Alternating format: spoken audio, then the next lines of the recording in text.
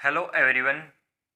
तो जैसा कि आज हम बात करने वाले हैं, जो हमारे पास द्विघात समीकरण होता है उसके मूल गुणनखंड विधि द्वारा कैसे ज्ञात किए जाते हैं, उस विधि के बारे में बात करने वाले हैं कि उस विधि का जो प्रोसेस होता है वह किस प्रकार रहता है। तो उसमें सिंपली हमारे पास बात करें गुणनखंड की कि हमें गुणनखंड करने हैं। अब गुणनखंड करने किस फैक्टर के हैं, इस वाले फैक्टर के हमें गुणनखंड करने होते हैं।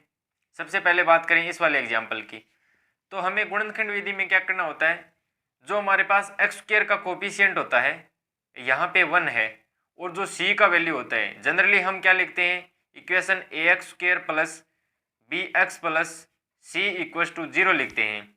तो हमें क्या करना होता है, जो एक्स स्क्वायर का कोफिशिएंट होता है और जो यहाँ पे कांस्टेंट वैल्यू होती है उसका करना होता है हमें गुणा। क्या करना होता है, गुणा। और गुणा करने पर हमारे पास वैल्यू कितनी बनेगी, 1 को 6 से किया 6 बनेगा। अब हमें 6 के ऐसे फैक्टर करने हैं जिसको जोड़ने पे क्या है हमारे पास -5 और मल्टीप्लाई करने पे क्या आ जाना चाहिए, +6 आ जाना चाहिए। अब हम इसके अभाज्य गुणनखंड करें तो इसके अभाज्य गुणनखंड 1 × 2 × 3 होते हैं। तो कहने का मतलब 2 और 3 हम ले सकते हैं। अगर हम बात करें एक्स स्क्वायर, अगर माइनस के 2x ले लें हम और माइनस के ही 3x ले लें तो जोड़ने पे हमारे पास क्या प्राप्त हो रहा है, -5x, और मल्टीप्लाई करेंगे तो कितना आएगा, 6x² आ जाएगा। मल्टीप्लाई करेंगे तो 6 बनेगा। -3 को -2 से मल्टीप्लाई किया कितना बना, 6x² बनेगा। या तो हम इसके कोफिशिएंट को मल्टीप्लाई कर सकते हैं या इन दोनों को ही मल्टीप्लाई कर सकते हैं। तो हमारे पास अगर हम बात करें 6 को x² से मल्टीप्लाई किया तो क्या बना, 6x² बना। इसको हम x² को साथ में भी ले सकते हैं या फिर डायरेक्ट इसका कोफिशिएंट भी ले सकते हैं। तो हमारे पास -2 और -3 इसके क्या बने, फैक्टर बने, +6 = 0। अब यहाँ पे हम बात करें कॉमन लेने की, तो हमारे पास यहाँ पे कॉमन आ रहा है x, यहाँ पे बनेगा x - 2 और यहाँ पे आ रहा है -3 कॉमन, x - 2 = 0। तो यहाँ पे x - 2 वापस कॉमन आ जाएगा तो x - 2 और यहाँ पे बचेगा x - 3 = 0। तो एक तो हो गया हमारे पास x - 2 = 0, एक हो गया हमारे पास x - 3 = 0। तो यहाँ से हमारे पास x का वैल्यू आएगा 2 और यहाँ से x का वैल्यू हमारे पास आएगा 3। तो यह हमारे पास आ जाएंगे इस वाले समीकरण के दो मूल, 2 और 3। इसी प्रकार हम बात करें इस वाले समीकरण में, तो सबसे पहले हमें क्या करना होता है, इन दोनों का मल्टीप्लाई करेंगे तो कितना आएगा, 42x²। अब 42x² के हमें ऐसे फैक्टर करने हैं कि जिनको मल्टीप्लाई करने पे तो आ जाए 42x² और जोड़ने या घटाने पे हमारे पास -13x बनने चाहिए।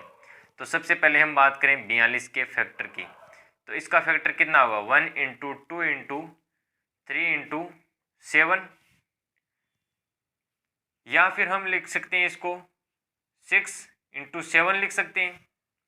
अब हम बात करें फैक्टर की, 2 और 7 को लें तो 2 और 7 को मल्टीप्लाई किया 14 ही बनेंगे।